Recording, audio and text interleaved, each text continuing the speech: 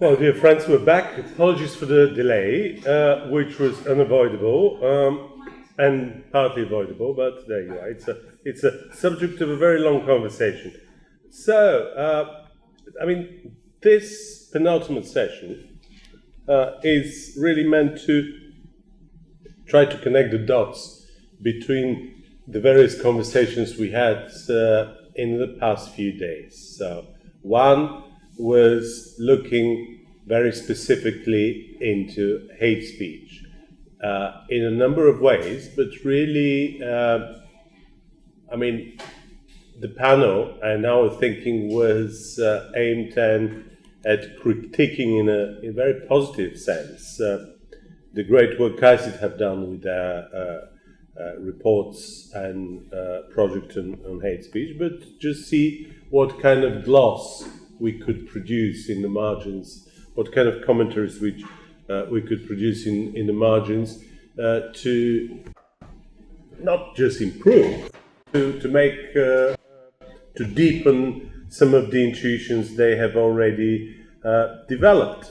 The other big stream was to really look into how we as a group which engages on issues relating to sustainable development could, again in a more meaningful way, relate to what is the connection between religion and sustainable development, between phobe and sustainable development, and how religious voices could make a difference in achieving a lot of the sustainable development goals, not just by endorsing existing policies from governments and civil society, but really offering authentic voices which make a difference for those commitments to either be achieved more effectively or to cover blind spots which existing policy commitments have not achieved.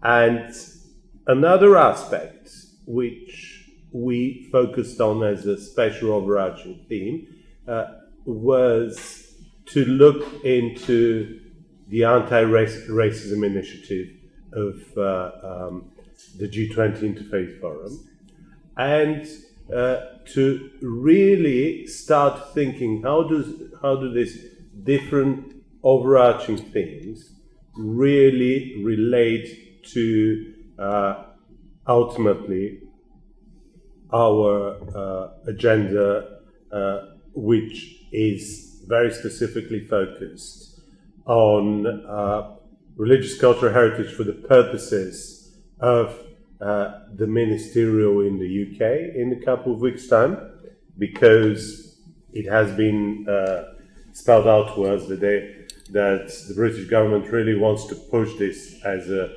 policy priority, but they're not quite sure how to. And a lot of those conversations are really giving them substantive material to reflect deeper into how this could be done through different angles. But we also continue the conversation which we have started on religious cultural heritage in several successive G20 summits. And these are not all the things we do in the context of the G20 conversations, but there are certainly things we thought could connect the Ministerial with the G20 conversations and prepare us in a more meaningful way for both meetings. And I'm personally particularly interested in really connecting hate speech, anti-racism, gender dimension to the religious cultural heritage. And the last panel certainly gave us a lot of substance to at least propose tentatively how this could be done. And this session is meant to be pretty much a jam equivalent of a jam jazz session where each and every one of us could step in and join with either a trumpet solo or with a saxophone or with the drums or whatever you fancy to improve this nice pastiche of ideas. So you have to have had Peter take you to a jazz club to fully appreciate that comment. How do you know that? Are you speaking from your personal experience? I went once or twice, not as many as he tried to. What was interesting is just seeing Heiner Bielefeld when he was UN Special Rapporteur. And I can imagine Heiner Bielefeld, who is a jazz pianist himself, and Michael Wiener. I had never put this together till this moment, but he is an incredible pianist himself, and tries to compose music that will give the background echoes for the sustainable development. So you have to imagine that. Peter and I cannot do that. He can only talk about jazz. Sadly, anyway, that's one of my greatest shortcomings. But nobody's perfect. But yeah, so I mean, what are your thoughts? I really thought that initially the idea to bring together hate speech, anti-racism, and legal protection of sacred places, blended as well as garlic with ice cream. But then at the end, after 2 days, I'm beginning to get a sense that there are a lot of things which connect rather nicely, and they certainly flip rather interestingly the way those things have been approached traditionally, and there is really a scope to continue the integration.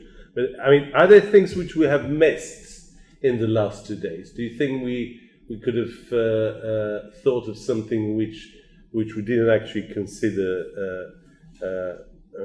To the same extent we considered. I mean, I have to admit that I partly did it in a way to keep things simple, because I knew that Cole would be here, and I knew what he would be able to talk about. I knew that Elizabeth is coming, and he almost didn't come, and you'll be reminded about this. This is recorded in the Black Book, and you'll be reminded about this every time which suits us. And we knew that Audrey is coming, and I thought how we could connect some of the things we have talked about before with this. But there may be a lot of things I haven't thought about, or Cole hasn't thought about. Well, one thing, just in this session, and I wish we had better mics going around the room, but I know, for example, I know how much Audrey has been doing, both on women's issues, the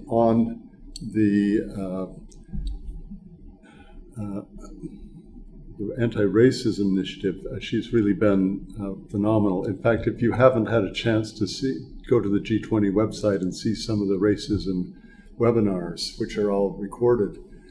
They're very impressive, and they bring a wide range of viewpoints.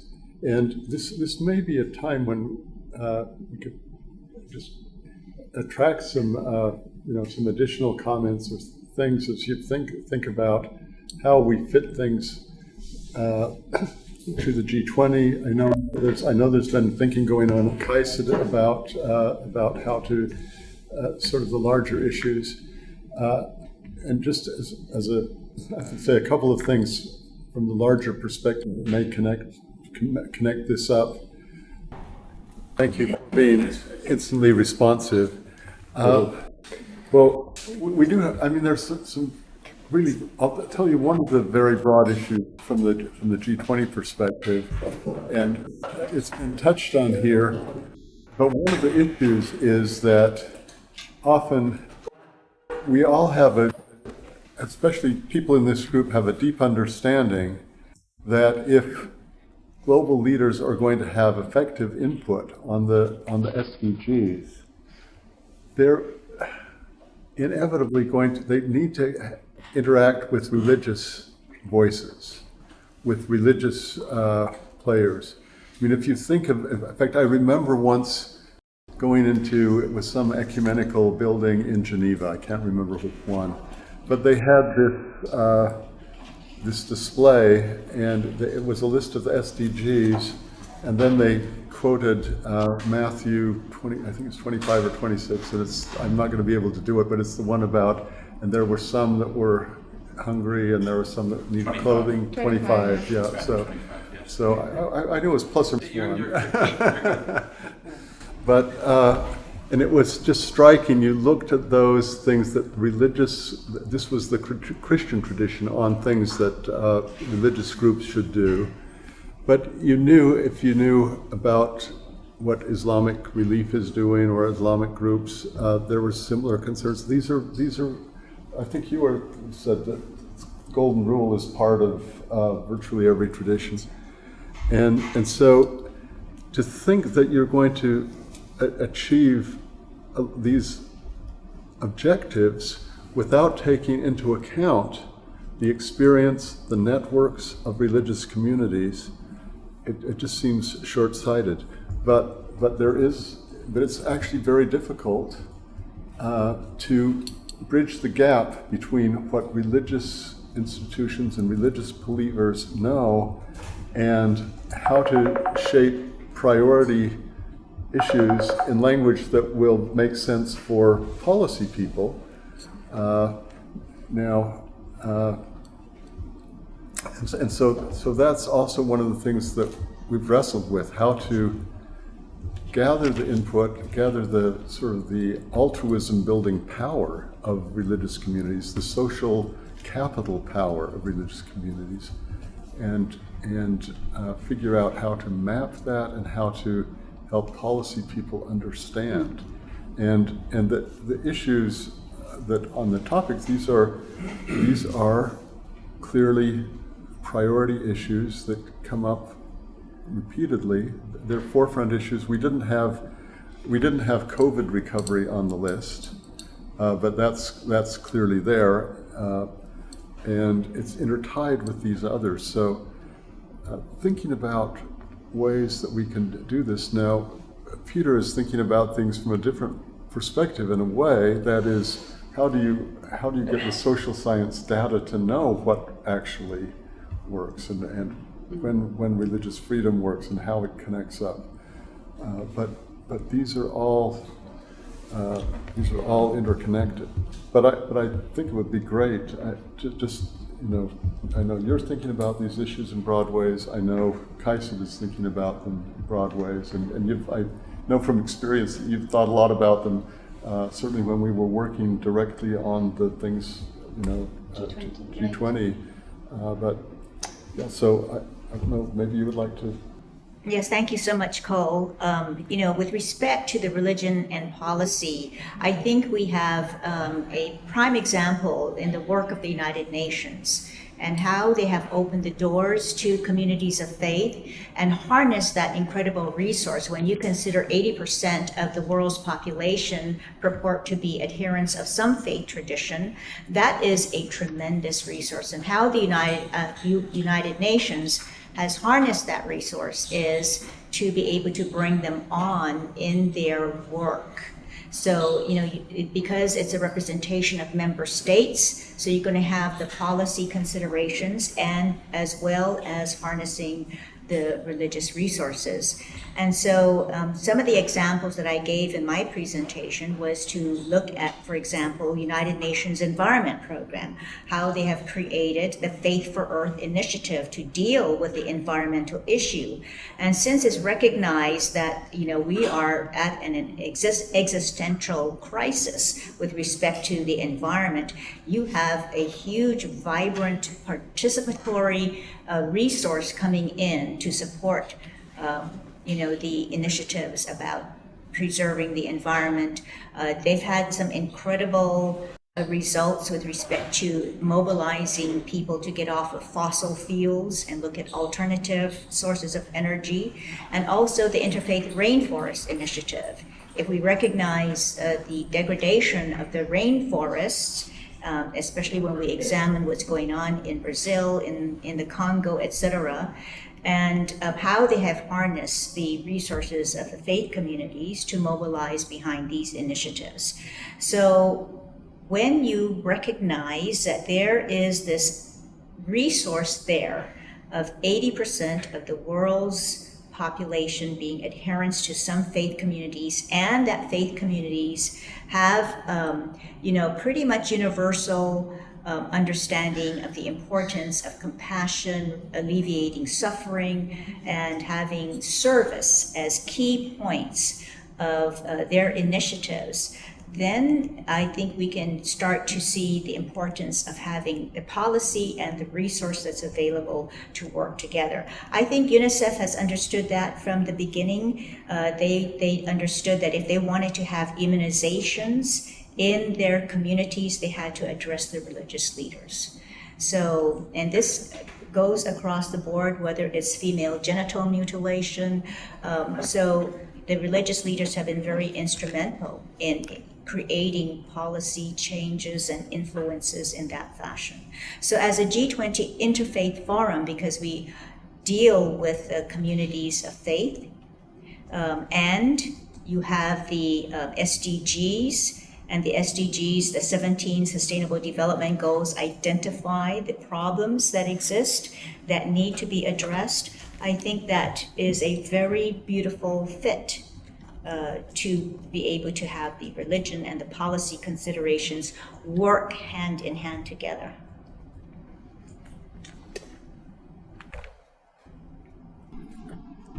Yeah. Okay. I didn't see that. Francis. I didn't have a hand up, but I'm very happy to follow up. But maybe after Peter or.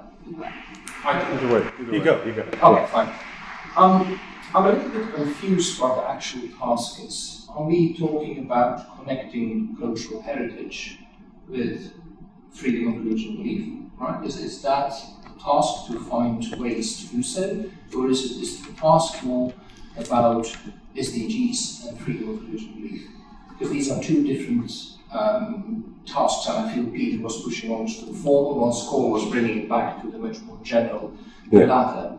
And why does that matter? Is that whereas I feel that those 2 days have generated some new ideas and especially showed linkages between big themes, right? And in a way, there's already value by just showcasing the number of these linkages and how they're all interwoven. What I don't think we have achieved is saying, like, well, we have 30 seconds to convince a group of politicians in why they need to make that a priority. And also what I don't think we have achieved is saying what's in it for them. Why would they jump on this bandwagon and say, like, hang on, this is good for my career, for my constituency, this is good for my country, and so on and so forth. And I think that probably requires a bit of thinking. So, especially what I think we need is to have something which is measurable, right? And rather than saying, well, this connects with this, it's really showing what is the baseline, how can you improve the practical problem of societies, let alone of politicians.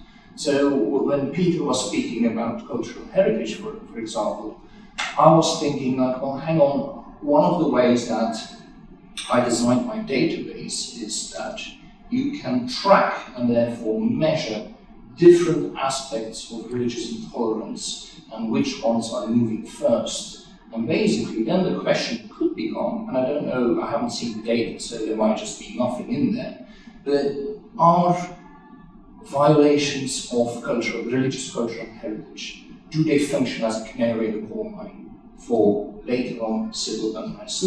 One of the big things is that it's easy to measure. It's also easy to find instances on that in the past as well. So again, it leads back to my presentation. But it really allows you to see, hang on, if we're not on the ball in interacting here, then we see low-level violations of religious cultural heritage. What are the consequences in 5 years for that country? What are the consequences in 10 years' time? In other words, is this the canary in the coal mine? And I think if that's one thing, I'm not pushing for that, but that's one thing you can work to a politician and say, if you have the data, look, it's important, that's not simply to protect those communities, to protect the faith, but there is an immediate trade-off for the wider society and so on and so forth. So that is measurable, it's actionable, and so on. And I think that's the kind of study you need to really get the ear of politicians and so on. Let me just push back on that a little bit. I remember being on a board at DePaul University. We were trying to do an empirical study of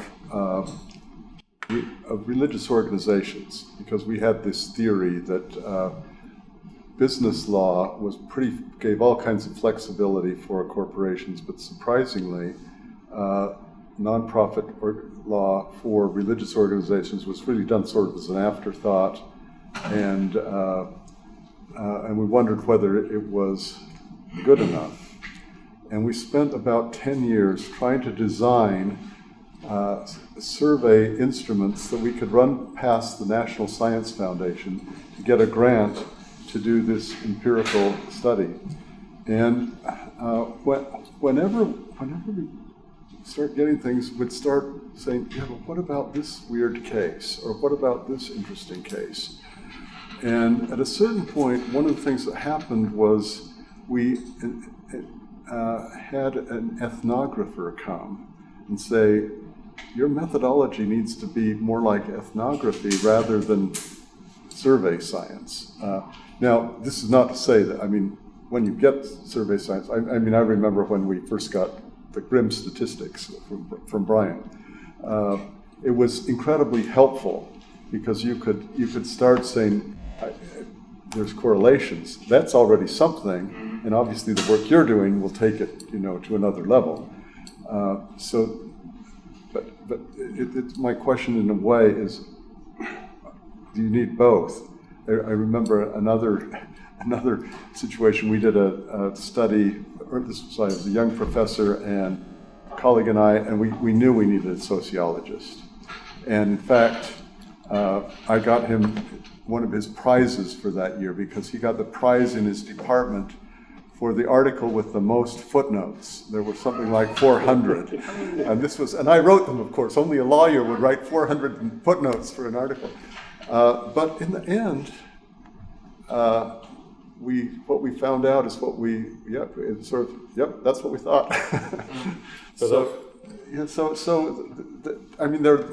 These are hard methodological questions, and I don't mean to disagree. No, I'm just trying to figure out how because one can move in both directions to find credible things that will move politicians. But what is true is you need 30 seconds. That's what you get. But we haven't reached that stage. We understand that, and I think we are sort of digging deep. Sort of deepening our experiences to have enough substance to work out what this. We understand and we're fully aware that we need to be able to spell it out in 30 seconds, but I don't feel that we are there yet. And even your question raises it, because on one level, you cannot do both, sustainable development and form. On the other hand, you can. And in many ways you should, but I'm not quite sure how, thinking in your terms, could produce the variables. Because, just to give you an example of, so most of Europe, cultural heritage is going to be okay, probably, to approach religious sites through the lens of cultural heritage. Even if they're not cultural heritage sites, there is enough common base consensus that when we see something when we see culture, we work it out, so that it requires cultural protection. But in places like Israel, you can't. So Israel is pretty Western functioning democracy and everything else. But the moment you use the word cultural heritage, all the religious associations will reach for their revolver, because for them, the association with cultural heritage is the big daddy, i.e. the state, is moving in and is using cultural heritage to essentially perform a hostile takeover on their states, on their religious autonomy. And there, when you speak to them, they talk about culture. They don't even talk about religious freedom. They talk about right to private property. And they say, we are not interested in cultural heritage protection. We are interested in the protection of our private property, which is the sustainable development route. Because private property is not very well protected by the hard human rights instruments, and they said, you recognize our private property and we're going to exercise our religious freedom, but we're not interested in these other forms which are essentially likely to take over everything that we have, which means that we need more variables, and they may have to be triangulated, because, and you may be able in the best position to tell us how, because in some contexts the variable will be through the lens of thought, but in other cases, context specific or otherwise specific, it may be sustainable development, because religious sites and culture may be seen actually through the lens of foreign direct investment, through the lens of sustainable development, and we need to know how to interpret that, because if we interpret it incorrectly, we would not get to the core of the problem, because it's perfectly feasible that you get into a situation where a particular state doesn't give a hoot about religious freedom and will just give it to you because it wouldn't make any difference for you. In my book, none of that is part of the 30-second speech. It's part of the 10 minutes or the 100 minutes. Yeah. And in a way, that's pushing the ball back to the politicians and say, wouldn't it be great if we have this, right? And then say, oh, wait a minute, it's rather complicated. We actually need your support to achieve it, to pull it off. And we're also the right people to help you inform and explain why it's so complicated. But I think that is a second phase. I would always shoot for having a succinctly and clearly a message first, and showcasing basically what is the promise you hold people, and then say, oh well, now we need you on board, and you will have to find some money and political power and so on to make it actually happen, and do know that it's going to be awfully complicated. Oh yeah, she's listening. I noticed, but I saw your hand. That's why I was waving. Okay, I mean, we have been quite engaged in Brussels during Saudi presidency and engaging very much with European Union. And for the side from the European Union, they were interested how also these religious communities can actually help better economic and trade agreements. And this is, we come to the 30 seconds. And Peter, like his idea about promoting the issue of cultural heritage actually are also fitting very well, because also it brings to the tourism into the country. So there is economic component why somebody would listen. For example, in terms of the economic and trade agreement, why somebody needs stability in the country, democracy, rule of law, protecting democracy, liberal democracies, or the entire system, or the country not falling apart, because if the country is falling apart, no one will come and visit cultural heritage. So in this regard, I think that politicians they are ready to listen. It just depends how the information is presented, and what do they have from it. For example, coming from Brussels, we have open doors with European Commission on G20, with European Parliament on the EPP group on intercultural interreligious dialogue. We can approach also Council, European Council, if needed, and so on. But of course the message needs to be clear and short, but it's not impossible, because European Commission also has Vice President Margarita Shinas, who is also interested in engaging in these issues and bringing these points, let's say, from European point of view. This is one thing. Secondly, to connect the dots, I mean, we have actually quite a diverse group, and we come from many nations, and if each of us would lobby, let's say, its own country, because it is one point, if religious leaders from home country are bringing certain messages, the national delegation is going to listen better.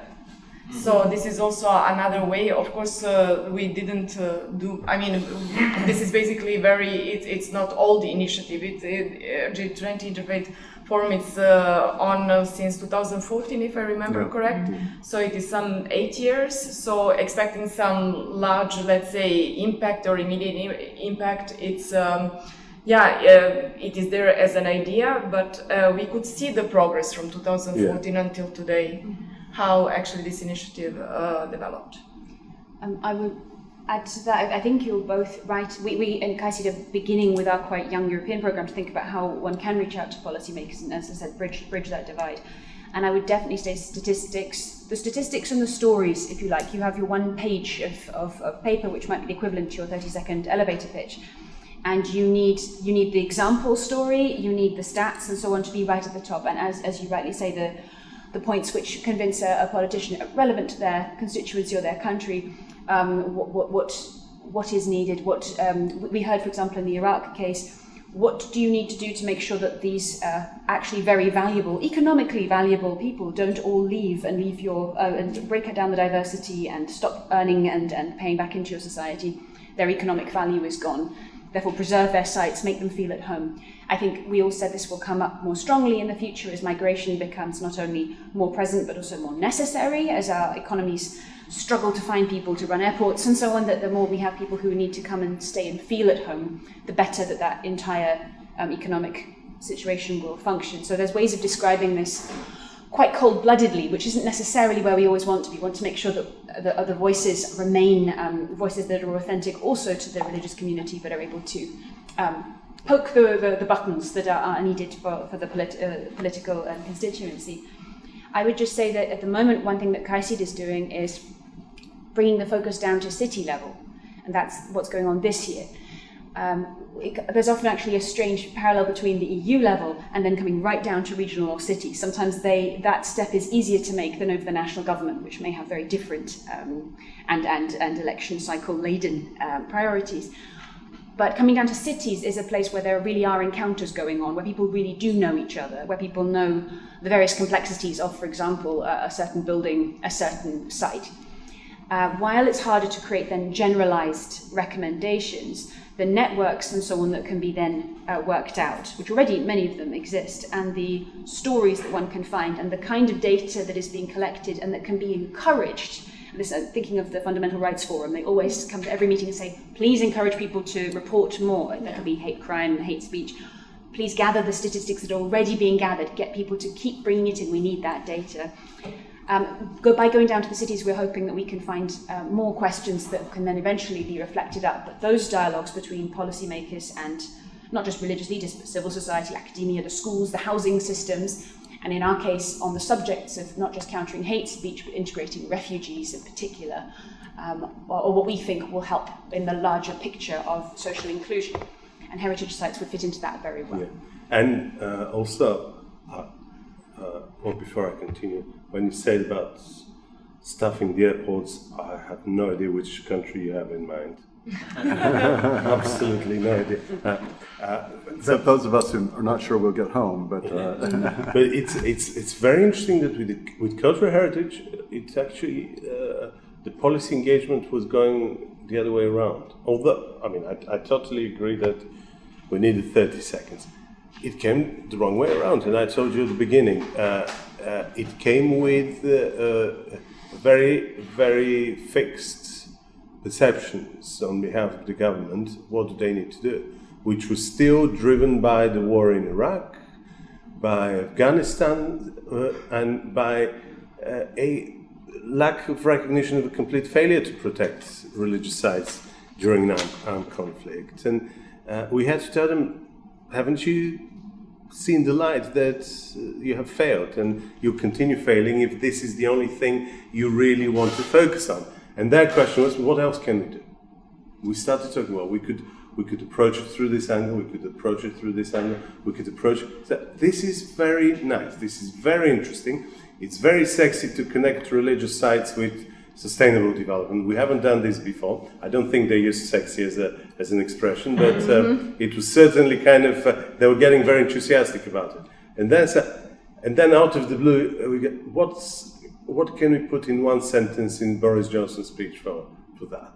Which was clearly the 30 seconds thing. But it was a long process to convince them how they could start thinking about this. And it was really like a very slow chess game, like opening the game, seeing interesting moves and opportunities. But it's very uncharted territory. With religious freedom, oddly enough, even though I don't believe that the level of protection of religious freedom has grown in strength since the time Cole was on the advisory board of the OSCE, judging by the way they recycle the same themes and the same challenges as if nothing's been done since the 90s.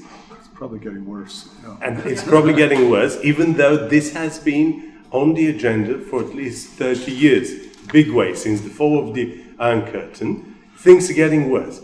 Cultural heritage of religious use has not been on anyone's radar. 10 years ago, UNESCO was saying we don't do religion. Now UNESCO has a process of cultural heritage of religious use. So there obviously things are moving, but very slowly, and it's like an emerging grammar. And when it's an emerging grammar, it's all fairly fluid, and it takes time to really put it into some kind of a shape which is digestible for politicians. And it seems that at the moment they're going backwards into that. They say, tell us more about this. What does this look like? We don't actually understand it. Is it a horse? Is it a cow? Is it a dog? How does it, what is exactly that we're talking about? And when you start the conversation, they say, oh wow, that is something we can do. So how do we do it? And here comes the 30 seconds statement. But I think we're very far off this at the moment. But coming with 5-minute statement is going to be even a great achievement for them to actually understand what you're asking them to do. It's very tricky. But there's an interest expressed already from the politician side already to know more about this topic. Do you have a sense already of the kinds of places they'd like to take this? Even if it's simply as we're going to securitize everything because we think religions are dangerous, that's very negative. Where's your sense, hopefully in a more positive way, of where they would take this, which people can then which the religious sector might have a chance to make even more productive? Well, sustainable development seems to be the most attractive angle for them, which makes a lot of sense. But they're also beginning to understand that you can't do religious freedom without religious freedom or sustainable development, that you have to find a way to do both. In their own countries? I think they want to do it so in the ministerial context. They want to do it in other countries so they don't get political fallout if they do. If it's in their own countries. I mean, like it's sort of ironic, but there's some truth to that. If it's going to mend the Ukraine or Iraq, it's different to what the British might want to do with the synagogues in London. Yeah, that's right. So the EU wants to have a special envoy for religious freedom outside the EU because they don't want anyone pointing at their own countries. And I mean, there's a different reason for this in the US. We have the International Religious Freedom Act, and people always, especially in the early days, they would always criticize it for not having a focus on the United States. Of course, this is because the act was designed to recommend foreign policy recommendations, and it turns out that the United States does not have a foreign policy with itself. But actually, having some other, it's one of the things that's really nice nowadays is there are not a lot of other organizations, and we are outside the EU, so the EU can point at us. That's fine. Yeah, and one of the things about the UK is extremely interesting because when we started having this conversation, they definitely said we want to push it up the policy agenda, which I thought was very strange because you've got food security issues, you have Ukraine, you have energy security.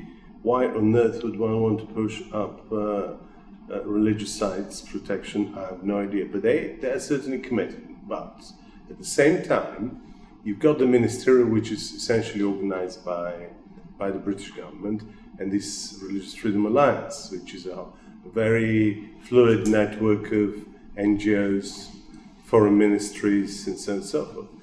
And in the middle of this is Chatham House rules, by the way, so make sure you don't put it on our website. And at the same time, I'm sitting there and we're thinking with Peter Francois, so who shall we get on board to organize our various stratospherical events, incredible events in London? So, okay, they're inviting us to do something in the Ministerial, they're fine. So, we want to do something in the House of Lords. We got members of the House of Lords and boards to help us organize. And I'm just sitting there and say, well, we must get the Church of England on board because they have to be part of this conversation because we're having this really surreal situation where we're concerned about pretty holistic approaches to religious cultural heritage, clearly religious sites, the Church of England has one of the most sophisticated framework of managing religious cultural heritage, and they're not part of the conversation. And they're a state church. What is going on here? So, and I started pressing various buttons. The commissioners are too busy. They're doing the white paper of the messy green paper we produced for them. And then somebody who works on racism and cultural heritage with the St. Paul's Cathedral said, I'm very interested, I'll put you in contact with St. Paul's. We decided St. Paul's is too far and needed something around the Parliament. So she said, I'll put you in touch with the canon theologian of Westminster's. And you get a sense that they were very excited, but couldn't give a hoot about it. And you can't quite understand why is this the case, that precisely this point, at a national level, there is no interest, as if everything is okay. And we know that not everything is okay. And this is one of the sort of not 30 seconds issue we're trying to resolve. Why is it that major stakeholders who should be leading the show are not interested at all? They're not. They're passing it to the government or to the House of Lords, but they don't want to do something for which they essentially have sole responsibility for, because the property of the Church of England is the property of the Church of England. It's not property of the state. And so there are just too many things to unpack to actually even begin to get sense of it. So Peter, I'd like you to explain to us why this is so important to you, understanding in the context of this dichotomy now, that you understand that these, like the church really has its own interest to preserve. And how are you making this why is it so important to you to make it so central? Because part of it, me feels, listening to this conversation, that it's almost like it's important that we get it on the agenda, but I really want to hear why.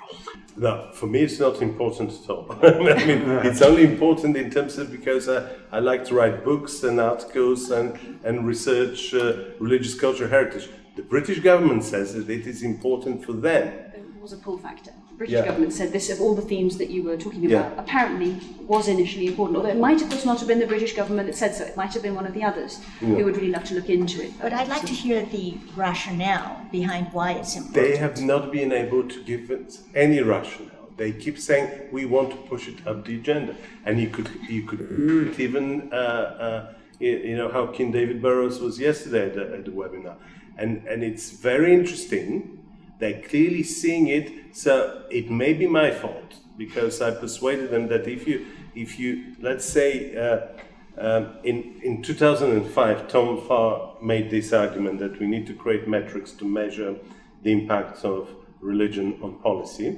But since between 2005, and there was an agreement that if you create metrics which diplomats and policymakers could use in the same way diplomats and policymakers use economics or statistics or anything which is measurable in their policy analysis, and they could factor in religion in a more robust and concrete way into their policy recommendations, and they could read the impact on religion in the way they could read the impact of how many nuclear subs Putin has, or was the size of the Turkish army, and these sort of things. But between 2005 and now, nothing has materialized in terms of metrics. And I made a mistake. And I made a terrible mistake metrics which are comprehensible, because your metrics are Kabbalistic. I mean, you could come up with the 30 seconds point, but if you show me the tools and the figures, I wouldn't be able to understand what it is unless you translate it to me. They want something which is translatable. But I made a mistake to persuade them that if you focus on religious cultural heritage and religious sites, they could give you a measurement for almost anything. Sustainable development, security, hate speech, racism, gender issues. So they become like a macrocosm of in which religion has an impact on that. And they may have been persuaded by something which was purely an intellectual conjecture, but it had made every sense on many levels. So let me suggest another way of thinking about this. I remember when the International Religious Freedom Act was being passed in the United States. What was going on in the background is there were a lot of us who were looking at, who had a very good sense that international religious freedom was not well protected, that it was causing severe human rights problems and so forth. But what was happening in the U.S. State Department and in virtually every foreign ministry was people were being given, imagine someone's working, a foreign policy worker, and he or she comes to work in the morning and they have a list. And the list looked like this: people in prison, people about to be executed, and church-state relations. Well, there was a kind of natural prioritization that meant that religious type problems were just always slipping off the bottom of people's agendas.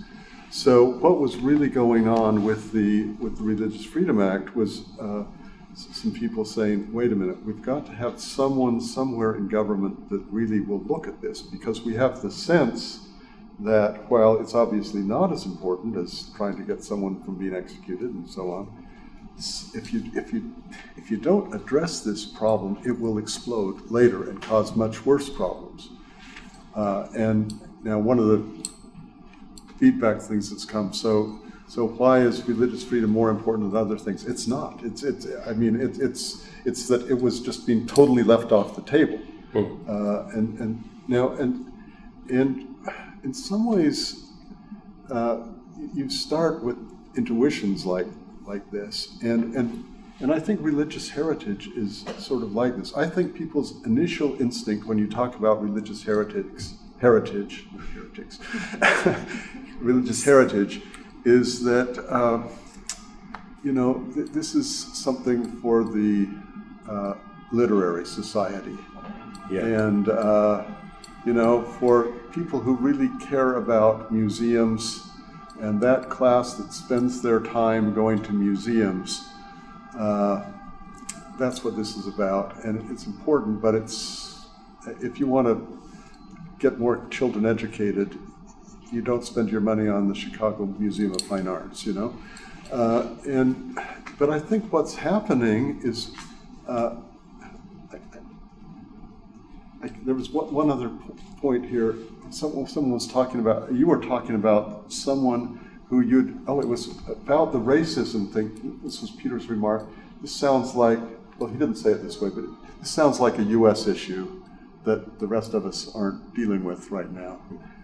But of course, you help persuade us that it really is pervasive. And in a way, I had the same reaction to religious heritage. I remember when I first read Peter's work on religious heritage and soft law, I thought, well, that's interesting. I'm interested in soft law, but nothing religious heritage. But I think what we're seeing is sort of more and more people recognizing that this is sort of tangibly at the heart of things, and maybe it's more measurable, but it's something you can actually do something about. But there's also an issue of making it a larger priority issue, so that it's more than the literary club. It's really something that goes to keeping peace. Yeah. I love to be the one showing the way. I'm very kind of you to recognize this. Rebecca.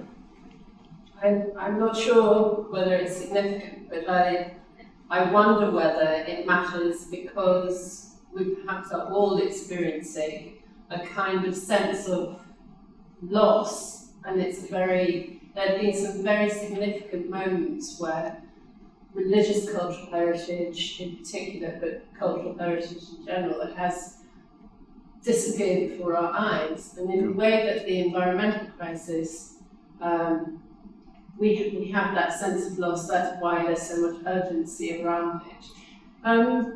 There's a physical and visible sign of what's happening in the context of religious cultural heritage. And it's happening in many different contexts, and it affects us all in a very visceral way. And I wonder whether it matters because of that. It's the way it shows us. Well, there are also examples of where something that will start having this kind of deep psychic sense to it, and things don't get in the way. This is a totally off the topic example, but one I used to work on, computer crime. If you look at the statute books on computer crime in states in the United States and probably in Europe, every year there's a new raft of laws, and there's a new ways of computer crime that get criminalized. So why is this? Well, one explanation is that number one, it taps into our 1984 boogeymen, that is fear of the mechanical world taking over and so forth. So it strikes a deep fear. Second point, but probably more important, is that if a politician gives a speech on computer crime, no one's going to speak against him. And so you have these two things, and you'll get newspaper coverage, no one will speak against you, so why not? So now that may suggest that, probably basic theft law was sort of good enough.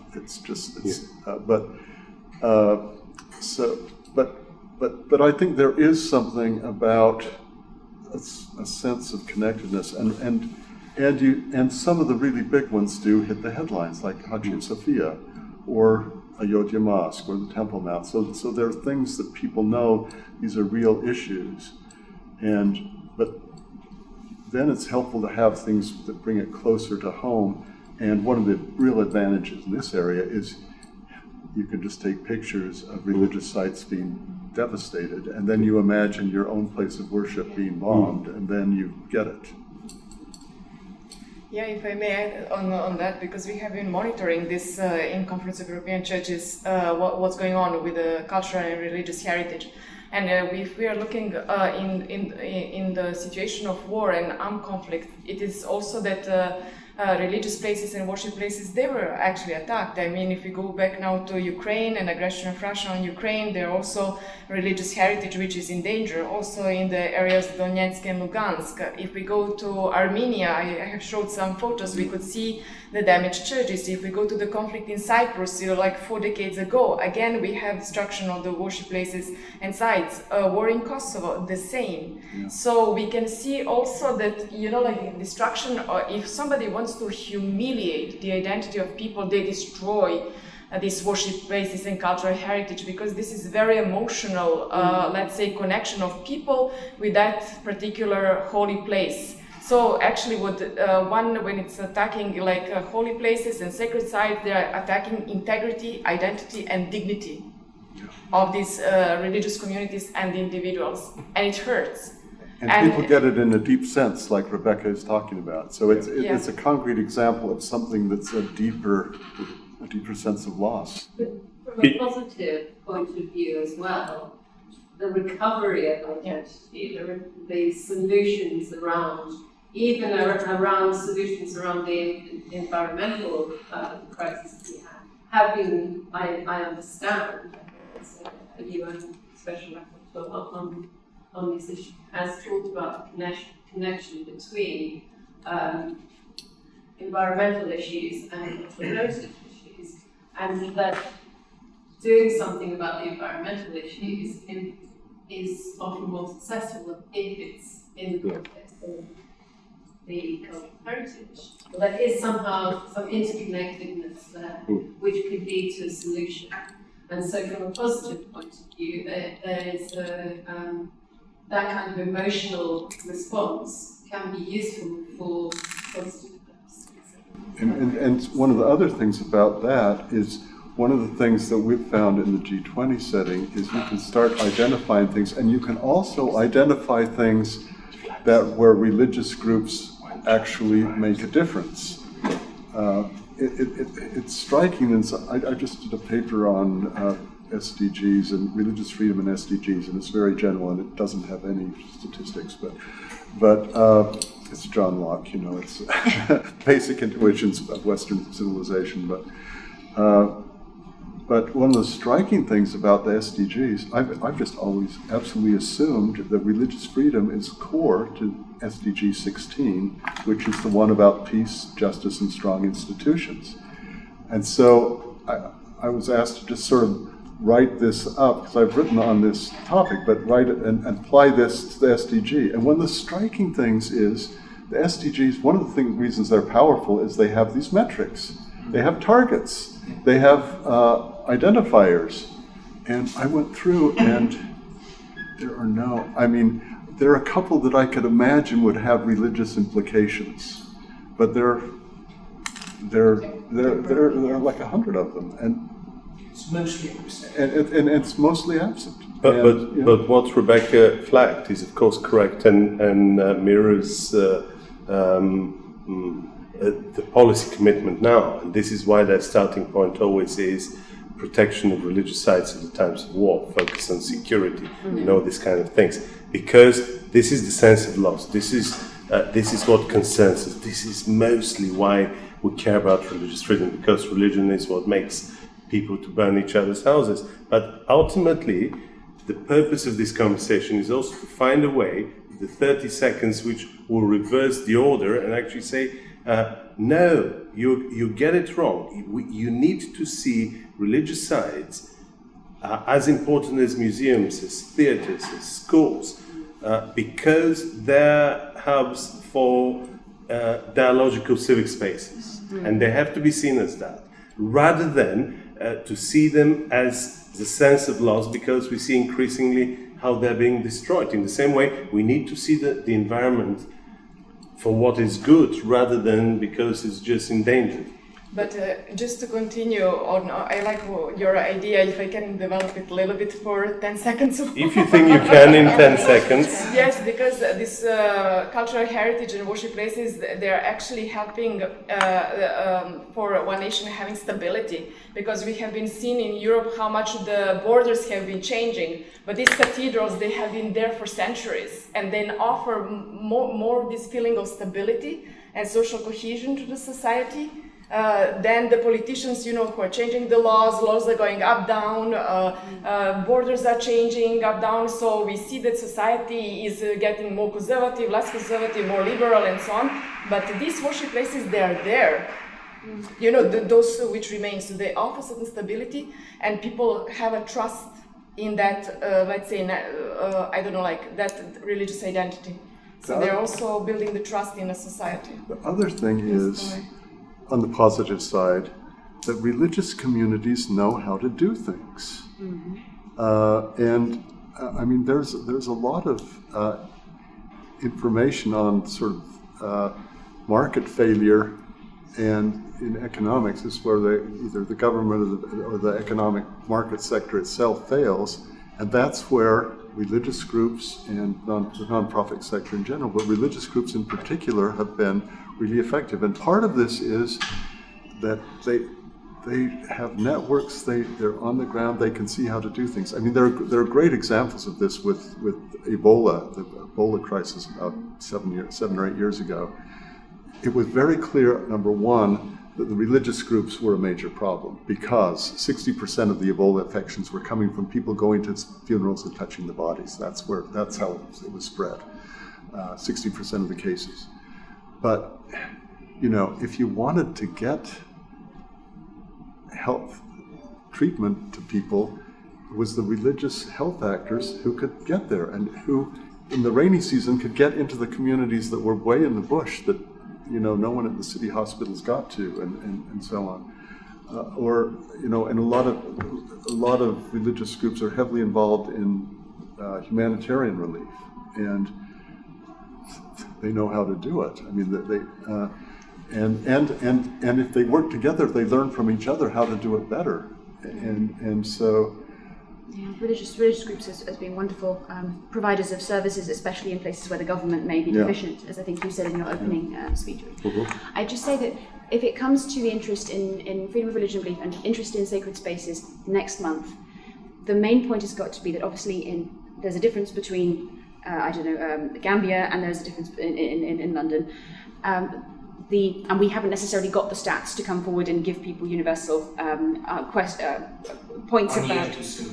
Well, quite. What you need, I presume, to do is to convince them that this is an area in which to enter into, guess what, dialogue with those religious or people who work and live in those religious institutions, saying that investing in their well-being, which they probably have good ideas about how to improve, whether that's security, whether that's the kind of education they offer there, whether that's protecting a certain thing which is crumbling to bits, that it being in dialogue with them, potentially investing in them in ways that they also suggest and work with in an ownership-inducing manner would be worthwhile.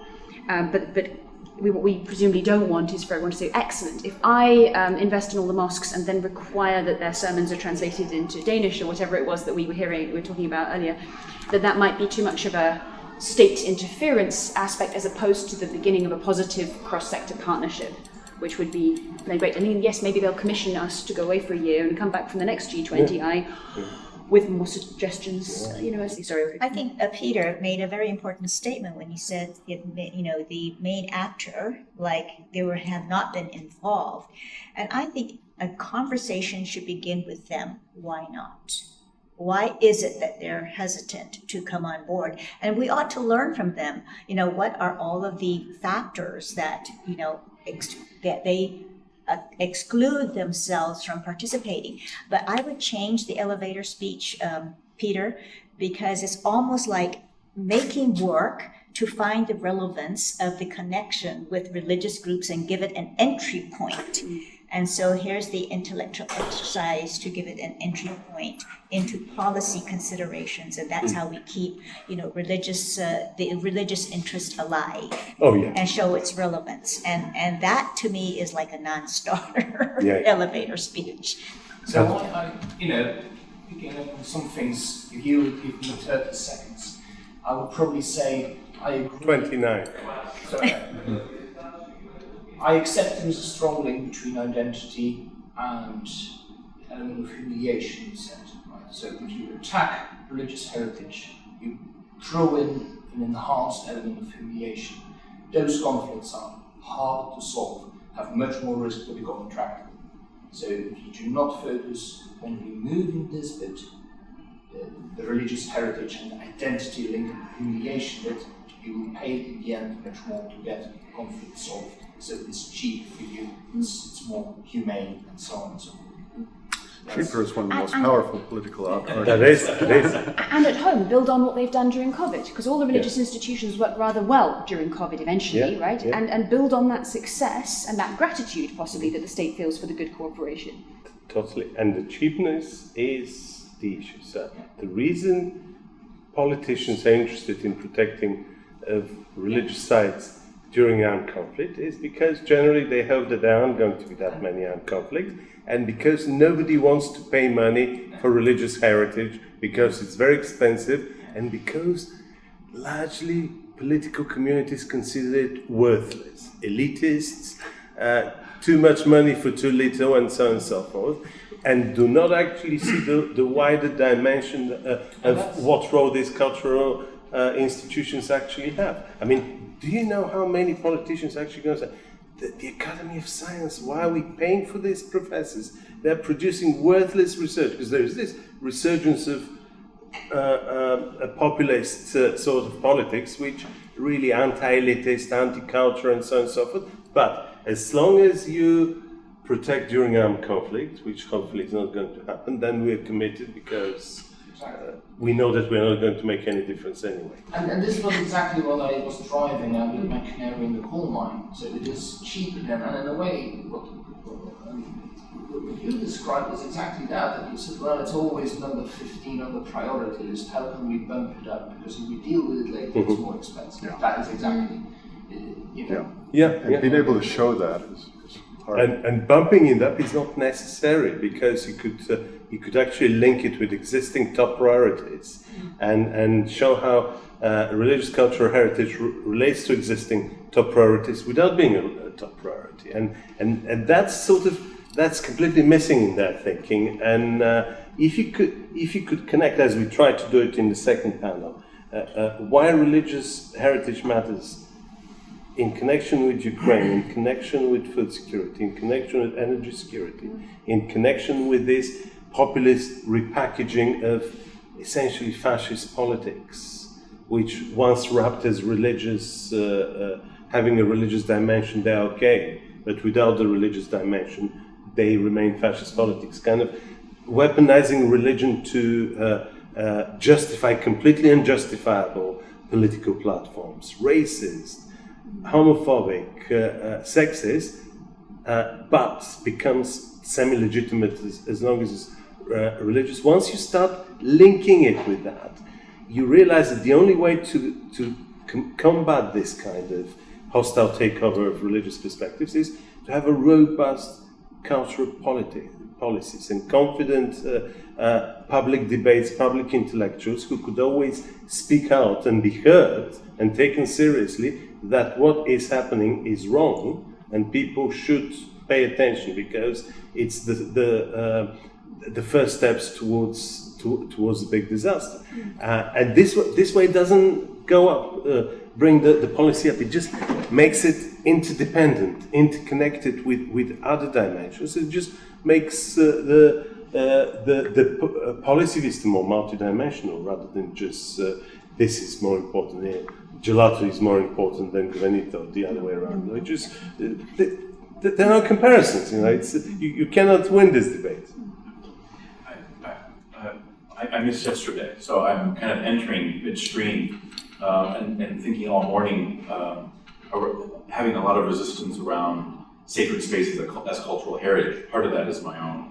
Yeah. My coming from the U.S. and how we think about sacred spaces and places of worship, and so I would gravitate more around sustainable development goals around private property. But I think that this argument I find compelling as well. As we're thinking about conflict, as we're thinking about social cohesion, and the role that sacred sites play in community and protection of sites, particularly in armed conflict, that's something I found myself being able to wrap my head around as a religious leader to say, okay, I can enter into that framework as cultural heritage, religious sites as cultural heritage, and the necessity to protect them within that framework. I think the cultural heritage I carry maybe too much baggage of thinking about it in terms of museums, in terms of maybe the same critiques of the elite class. Religious space is for me never a museum, though there might be a museum connected to it. It's a place of worship primarily. But I just reflecting, I think that maybe is a compelling way of talking about cultural heritage. Yeah.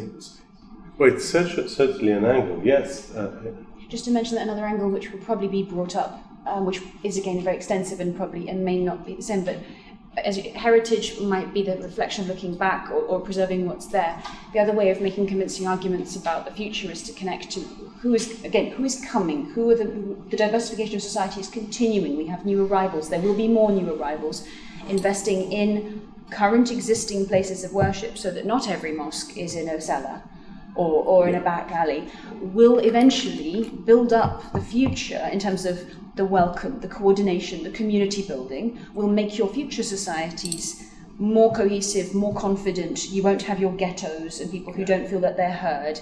You won't maybe have people who are at the mercy of foreign government agendas because they have strange religious sort of constellations. So taking ownership of the current cultural capital that religion has is an investment for the ever-diversifying society in the future. So hashtag migration, hashtag refugees, and everybody else. Yeah, and bringing movable with static, the kind of tangible and intangible, much closer. And by the way, we use what you missed in the previous conversation is that we use religious cultural heritage as a non-technical term. We're using it more as a sort of reference pointer to help people understand what are we talking about. But it's not a technical term. It's not cultural heritage within the UNESCO terms, but it's something which very much looks and is appreciated the way cultural museums and other things are appreciated, except it has this other dimension of working sites with people who live there and live religious lives, and the building cannot be disconnected from the rituals and the spiritual practices which are associated with it, and has to be seen in this kind of more holistic way. And that's why we don't draw this distinction which the United Nations Alliance of Civilization draws, that they focus on places of worship, UNESCO focuses on cultural heritage. I think we need to see both somehow connected rather than separated. Peter? I mean, probably starting an entirely new strand. The cheapness argument, the canary in the coal mine argument, and so on, they're timeless, right? So you could have said exactly the same thing 10 years ago, exactly the same thing in 10 years' time. People will appeal to that. Yeah. It always works well as well if you can explain why you're doing something now which couldn't have happened 5 years ago, and it will be costly if we wait another 5 years.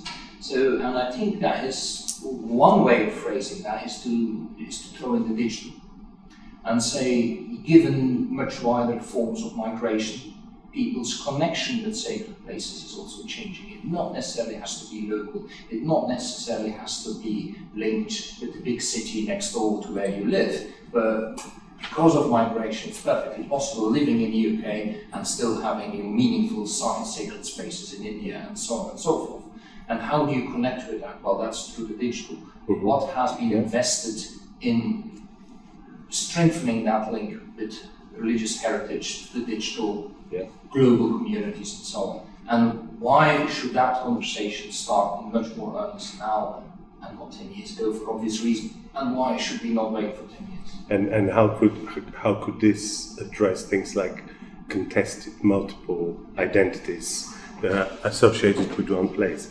Now, we have patiently waiting in the Zoom room, our friend and colleague Javed Rahman, who is the UN Special Rapporteur on human rights situation in Iran, and he was not able to come for the Zoom workshop yesterday, so we thought that he could spy on us quietly in the background in the last session and give some concluding remarks reflecting his own work, his mandate, his scholarship, which is extensive, and how much he appreciates Cole Durham and myself, and therefore we paid him a lot for this speech. So, Javed, good afternoon. Can you hear us? Yes, we could now. You now sound like a Rolling Stones concert. The sound system is all set, and the whole lecture theatre could hear you. Good afternoon. Well, we've been plotting about how to connect religious cultural heritage with human rights, with sustainable development, hate speech, anti-racism, gender issues, you name it. And we thought that our conversation is not going to be complete without you joining. And we would much rather have had you here in person, but you decided that we're not important enough to come to share a few days with us in Bologna. So we decided to come to London instead.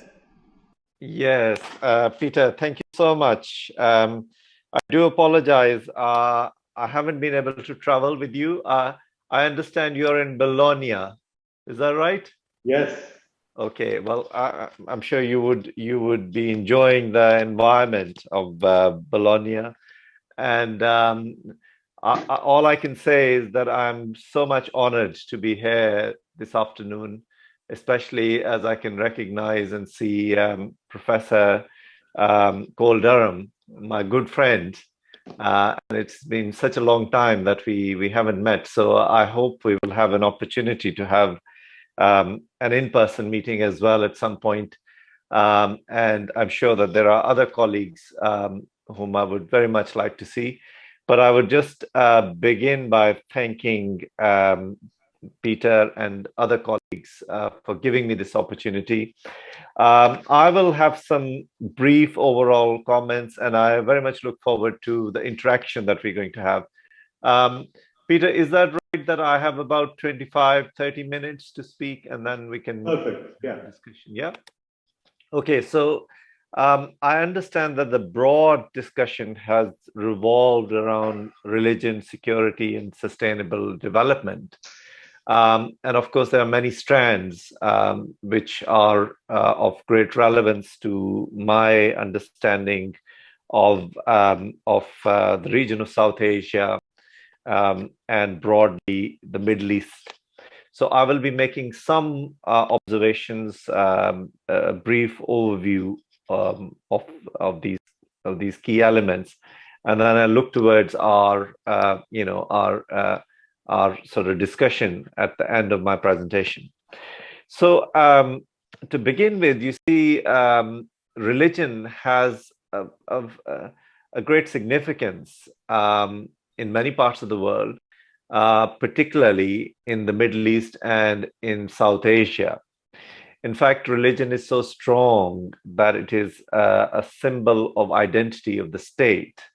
And you can identify a number of states. I will look at Pakistan, where I come from. But within the region, you can see almost all of the South Asian states and also the states in the Middle East, in particular, the Islamic Republic of Iran. They have great affinity to religion, and religion symbolizes state identity. And if you investigate this issue a bit closely, you'd see the ideological positions and interpretations that are given to religions, and the sectarianism within that religion becomes quite obvious. You can see the position of South Asia, for example, to which I will discuss that in more detail.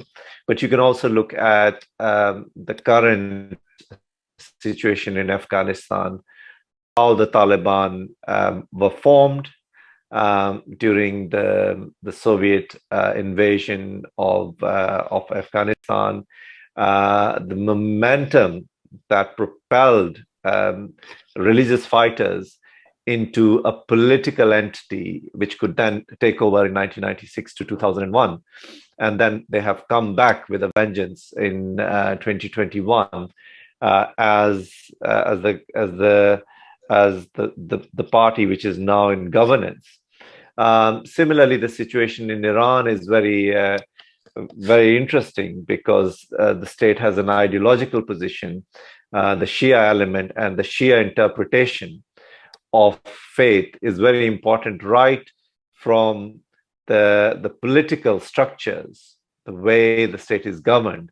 And it's well written and well documented, both in the constitutional law, but also in various laws and regulations of the country, how ideologically driven the Islamic Republic of Iran is. And almost all of the laws that you see are a testimony to that ideological position. Now, when we look at state identity, it's quite interesting if you look at the position of South Asia. Certainly, the raison d'etre of the division of what was then in 1947 British India was a religious dogma and religious ideological positioning. The British India was divided. It was incised, I would say, arbitrarily into India and Pakistan in August of 1947. There were tremendous violations of human rights. Unfortunately, genocide was committed at a very large scale, and that was rehearsed in 1971 when Pakistan itself got divided into Pakistan and what is now Bangladesh. So religion was a big factor. It has remained a big factor. In fact, the survival of the state of Pakistan has been based on a religiously ideological position, and for a very long time that was the way the policymakers viewed the country, because they thought that would be a uniting force to actually bring together otherwise artificial entities. The country was and is ethnically diverse. We have Balochis, Sindhis, Pakhtuns, and Punjabis, and before 1971, the majority of the population was Bengalis.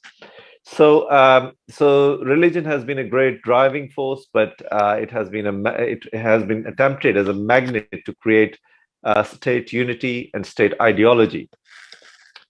And you can see contemporary repercussions of the relevance of religion to state security and state identity. For example, if you look at the situation of the security, now the securitization of the state of Pakistan, and to some extent India and other countries, including Iran and Afghanistan, is dependent on promoting this ideological position. So many of us would be familiar with the Kashmir conflict and the permutations of that conflict and the way it has strengthened positions, entrenched positions. But that has also led to various forms of jihadi movements.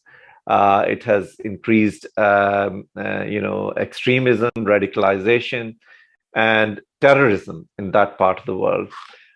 Both India and Pakistan are nuclear states, and they present grave risks not only to the region but also to international peace and security. And the element of terrorism was highlighted when Osama bin Laden was killed in Abbottabad in Pakistan. He had been in hiding for several years, and the matter is still not being investigated as to why and the reasons why he was there for so long in a garrison state where he should have been detected and should have been apprehended a long time back.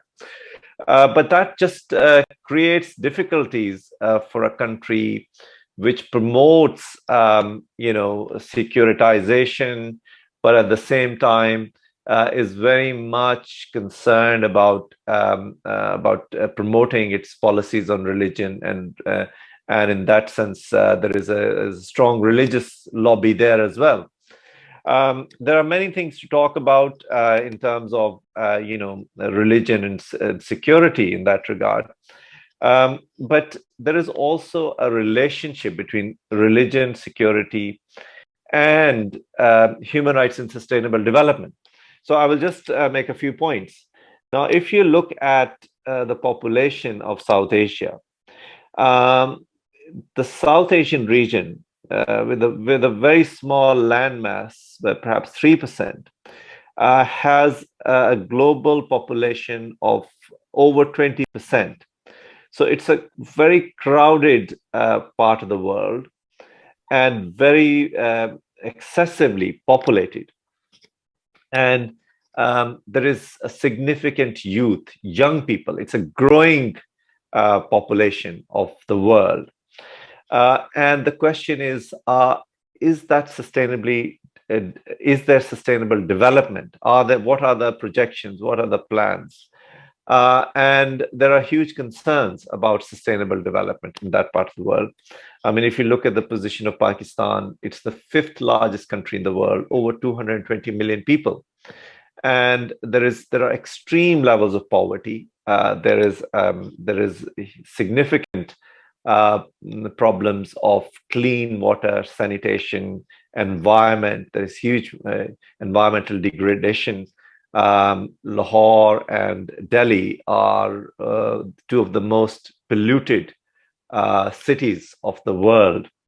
There is a serious risk to health and education. And as I mentioned, the nuclear status of these countries poses some very serious risks.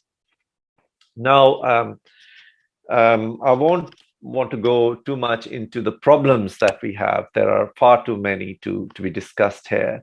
But I want to give you some suggestions and some ideas for the future as to how we can address, how religion, security, and sustainable development, how we can have an integrated approach. So I think it's very important that peace, stability, sustainable development, and human rights are seen at a common platform. Yeah. We see a lot of diffusion of investment on arms building. States are selling arms to these poorer countries, and yet they're not really concerned about issues of human rights and development. One of the key concerns remains that aid is provided, the donors are providing aid to countries like Pakistan and Afghanistan, but there is limited engagement on sustainable development issues, on human rights issues. Similarly, there is a lot of business going on with India, but there is not the appropriate engagement on human rights issues and sustainable development. So what I'm saying is that there has to be an integration of all of these aspects. In my view, it really is important that we prioritize our human rights concerns. One way is an emphasis on the acceptance of international standards. So many of the international standards are still not being applied, have not been accepted by these countries. So, for example, many international treaties are still to be ratified and incorporated within the domestic system of these countries.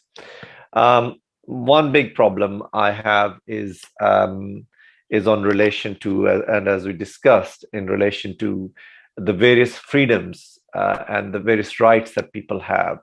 For example, the right to life, which is under considerable jeopardy. We have laws which are totally disproportionate, and they threaten the lives of people simply because they want to have an identity or they want to express themselves. I'm sure you would have come across blasphemy laws. So blasphemy laws carry the death penalty in Pakistan, in Afghanistan, in Iran. And these are laws which are very disproportionate. So in the case of Pakistan, you have blasphemy law, which carries the death penalty, section 295C of the Penal Code. And it is in fact a strict liability offense, by which we mean that the prosecution does not have to establish the intention to blaspheme. It simply has to establish that blasphemous statement, albeit, for example, on a virtual or a platform or even on a mobile phone, a text message was sent, and courts have sometimes sentenced people to death over that.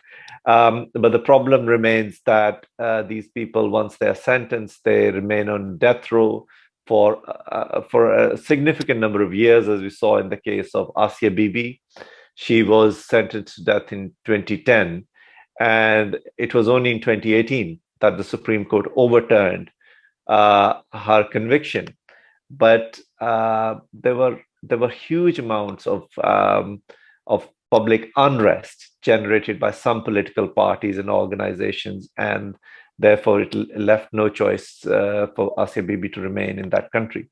So the acceptance of human rights standards, for example, Pakistan is a party to the International Covenant on Civil and Political Rights, and so is Iran.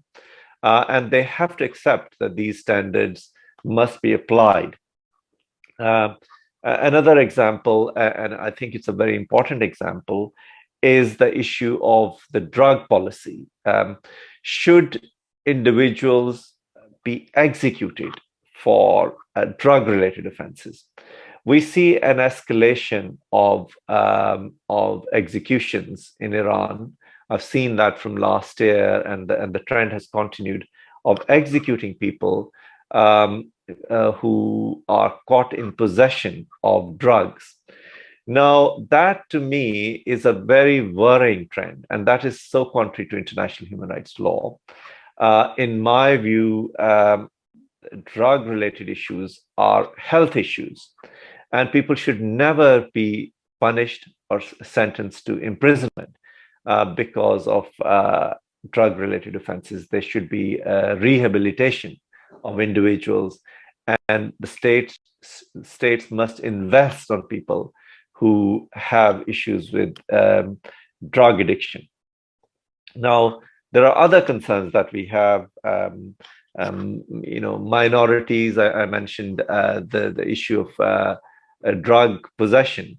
Often, minorities are victims of sentences and executions. We see that regularly in the case of Iran, but there are other states such as Pakistan and Afghanistan where this trend has continued.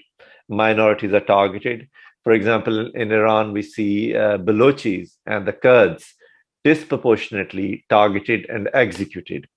And we also see that in the case of Afghanistan, where Hazaras and other Shia minorities are targeted. And similarly, in the case of Pakistan, you'd see Balochis and other ethnic minorities, but also religious minorities. And of course, we can discuss this issue further in terms of the vulnerabilities and the relationship of vulnerability with sustainable development. So you can see that vulnerable groups are very often targeted and their development is halted. So when we talk about vulnerable groups, I can include in our conversation the position of women. Now, there is enormous violations of rights of women in South Asia. You can see that in the case of Pakistan. Afghanistan is well publicized now, the position and the persecution of women. A very similar position is in the case of Iran, where there are laws, practices, and societal attitudes which make women second-class citizens. So you have laws on hijab, wearing of head coverings, laws which discriminate women in personal laws and family laws, in terms of their personal autonomy, in terms of how they can move, freedom of movement, both within the country and outside. So there are very severe restrictions. There are restrictions placed on women in sporting activities and cultural activities in Iran. So there are very serious restrictions on the rights of women. We also have serious discrimination against religious and ethnic minorities in Afghanistan, in Pakistan, and in India, and in other parts of South Asia.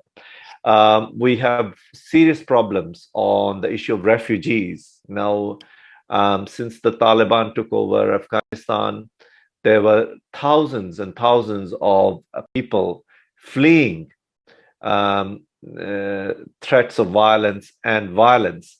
But a number of regional countries, in particular Pakistan and Iran, closed the borders. In Pakistan, there has been a lot of persecution of Afghan refugees, in particular the Hazara ethnic community. So there is a very serious concern about the position of these vulnerable communities. And I think on the issue of refugees, it's very important that these countries, they accept international standards, in particular the Refugee Convention and the protocol, and they should ratify these international instruments. The other factor that I think is very important is, and the problematic aspect, is the lack of transparency into the governance structures of how these states are governed. There is either an absence of separation of powers, an absence of rule of law, absence of democratic institutions, or if there are democratic institutions, or if there is separation of powers in the constitutional framework, they are not applied in practice. So in the case of Iran, we see that there is an absence of rule of law, there is an absence of separation of powers. All the power concentrated in the hands of the supreme leader and the president who was elected last year, President Ibrahim Raisi. and I spoke out against that election because I have very serious reservations in the manner that he was elected and the way the whole system was manipulated to ensure his presidency. So within that region, I have very grave concerns about how democracy operates, as I say, the absence of democratic institutions, the lack of transparency, and that results in very serious violations of human rights. We see a lot of arbitrary deprivation of life. The state does not take responsibility. People are not held accountable. And in many instances, the state operations result in killings, and these killings are with impunity. So I can give you a lot of examples emerging from Iran. For example, in the case of Iran, in November 2019, there were large-scale protests. And even by a very conservative estimate, there were over 324 people arbitrarily killed by state authorities. And yet we've had no investigations, and there has been no accountability for that killings, that level of killings. No one has been held accountable. There has been no investigations. There is a similar disappointing picture in the case of Pakistan, where frequently there are killings where the state has to act with responsibility, but it doesn't do so. And of course, the tragedy of Afghanistan is very obvious to us, and we regret what is happening in that country. So it's very important that there is greater transparency and there is greater accountability. So I will just try to conclude my recommendations. I think what is important is that there has to be a reconsideration of the position of religion within state structures. So while we applaud and appreciate the right to freedom of religion or belief, it is also important that there should be freedom from religious extremism, and the state should not be allowed or authorized to impose an ideological position, an ideological religious position on its people. So you can see that in the case of Iran, you can see that in the case of Afghanistan, you can see that in the case of Pakistan, and you can see varying trends of a similar position in the case of India, where religious extremism and the state ideology is imposing its will on religious minorities. There are many related aspects which I could go into, but it's very important if there is that recognition that religious morality or religious imposition must not be forced upon the people of these states. Then it's important that we educate, we create awareness about the actual spirit of freedom of religion or belief and the spirit of tolerance and pluralism. I think it's very important that the role of religious moralities in lawmaking and policy making are reconsidered, and that there should be constraints on the way religious morality dominates all of the fabric of society, including the way we create our laws and make policies. And I think there needs to be a recognition of a distinctness between religious laws and the operations of the state, which should be independent of each other. So I will end here, and I'd be very glad to take any comments and observations from you. Thank you. Thank you, Peter. Thank you, Jav. This was great, and we're very grateful for your time. Any comments and reflections or questions in connection with Javad's concluding remarks? We've been carrying on for quite a while, so most of our speakers are pretty worn out. I mean, do do you get any sense in your work in terms of whether there is an appetite, as there is in Europe, in South Asia, to actually deploy interreligious dialogue, religious voices, this whole dimension, which is quite attractive in a European context, in trying to push some of the missing links, commitment to human rights, commitment to sustainable development in the South Asian conversations? Thank you, Peter. I think there is a recognition of the role of religion, and it is part of the dialogue. The difficulty is that engaging with stakeholders in an environment where there is pervasive extremism, religious-based extremism. So, I mean, let's take the law on blasphemy, you see. There have been a lot of discussions as to how we can reduce religious extremism and how blasphemy laws are not misused. But the law remains intact, and as I mentioned to you, the examples foremost of Pakistan and Iran. There is no intense discussion as to how we can remove blasphemy laws which are disproportionate in their nature. I mean, I'm sure that all of us would agree that the death penalty for blasphemy is completely unacceptable. But there is a difficulty in engaging with countries like Pakistan over the abolition of blasphemy laws which carry the death penalty.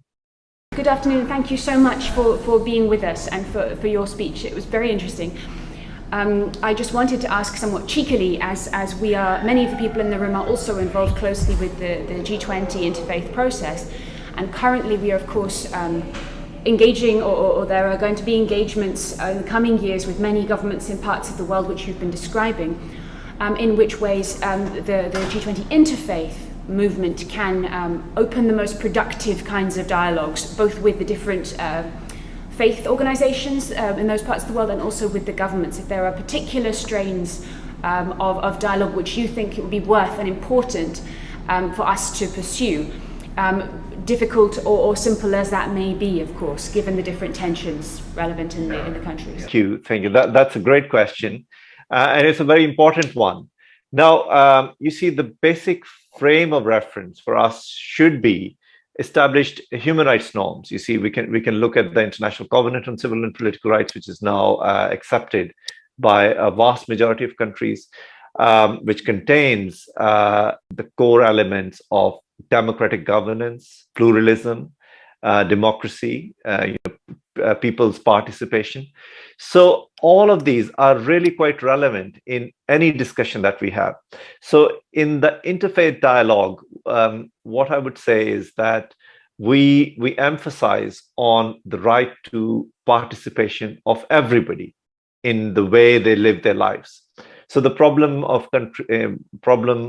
within countries like Iran, Afghanistan, Pakistan, Bangladesh, India, I mean, all of these South Asian countries, is the lack of participation or the lack of pluralism in the system. So take the example, I'll give you a very crude example of Ahmadiyas. I hope that you have heard about the Ahmadiyya community. They are persecuted in Pakistan, but also in Afghanistan and in many parts of the world. Now, if you are discussing, if you're having an interfaith dialogue, you would have to recognize and appreciate the aspirations and the hope and the rights of minorities as well, including groups such as Ahmadiyas. Ahmadiyas are given no recognition in the system. So I think a true dialogue, a fulfilling dialogue, would emphasize that we would have an interfaith dialogue, but it would be inclusive of all of the groups. And Ahmadiyas is one example. Take the case of women. I mean, women are so heavily discriminated in the name of religion You see, I mean, there are many cases of forced and early marriages. I mean, in Pakistan, there is an interpretation of Sharia law whereby young girls are targeted towards early marriage. So an inclusive interfaith dialogue would bring in all of these communities, the vulnerable groups and communities, and therefore promote and protect the rights of everyone. Thank you. Thank you. Well, Jav, we're very grateful for your participation, and this was a wonderful crowning of our 2 days of European policy consultations. I'm sure that we're all very grateful that you could spend some time with us, although we would have preferred this to have been in person, but I'm sure that we'll compensate on your physical absence and virtual presence by meeting in person in London in a couple of weeks' time from now. These meetings have been very important for us to begin to shape our thinking towards the UK Ministerial as well as the next G20 summit, and we would not have been able to do it fully without your help and participation. So we look forward to seeing you soon. Dear colleagues, we are reaching the end of the road for this conference. It's been long 2 days, but I've learned a lot from them, and I'm sure that you have enjoyed it at least as much as I did, if not more. And we met some new friends, and we're continuing to be meeting and having our conversations in Rome on Friday. And I'm grateful to all our co-sponsors who were able to make this happen. This has been a new way of doing things in a rather interesting way, because it brought financial as well as friendship benefits. So we really enjoyed that. And look forward to our next meeting. And this is all from us for now, but watch this space. Those conversations are going to continue in 2 weeks' time from now in London.